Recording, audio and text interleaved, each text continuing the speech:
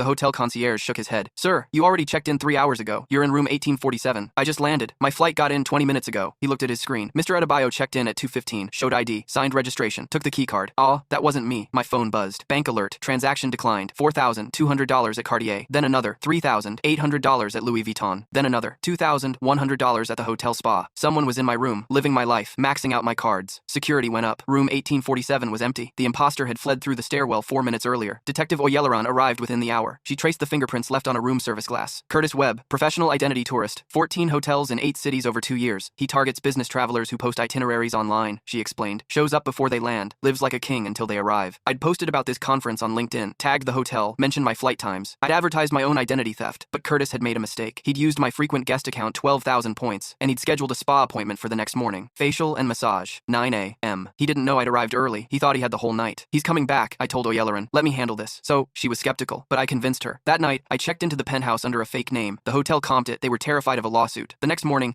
I sat in the spa waiting room. Robe, slippers, cucumber water, looking like every other conference attendee getting pampered before their meetings. Curtis walked in at 8:55, confident, relaxed, wearing a Cartier watch he'd bought with my card. He checked in at the desk using my name, my frequent guest account, my stolen identity. I watched him settle into the chair next to mine. Nice watch, I said. He glanced over, smiled. Thanks, picked it up yesterday. Cartier? Good eye. I should hope so. I turned to face him. I paid for it. His smile froze. Mr. Adebayo, I said. The real one. Curtis tried to stand. 2 plainclothes officers stepped out from the massage rooms. Curtis Webb, one of them said. You're under arrest for identity theft, fraud, and grand larceny. Curtis bolted for the door. A third officer blocked it. They tackled him between the aromatherapy station and a display of luxury lotions. His robe flew open. Other spa guests screamed. I walked over slowly, stood above him as they cuffed his hands behind his back. You studied me for weeks, I said. My passport number, my mother's maiden name, my childhood pet. Curtis glared up at me. You made it so easy. You posted everything online. I know. I crouched down to his level. That's why I posted the fake flight time too. His face went pale. You thought my flight landed at 6 p.m. It actually landed at noon. I've been watching you for 12 hours, Curtis. I saw you check in. I saw you go shopping. I saw you order champagne from my minibar. The officers hauled him to his feet. You were my project, I continued. I studied you like a final exam. They started dragging him toward the door. Wait, I called out. Curtis turned, face twisted with rage. I held up my wrist. I was wearing the exact same Cartier watch, the one he'd bought. I'd had the hotel retrieve it from his room the night before. Thanks for the gift, I said. Looks better on me anyway. Curtis screamed something as they pushed him through the door. I didn't catch it. The spa manager rushed over, face pale. Mr. Adebayo, I am so sorry. We should have...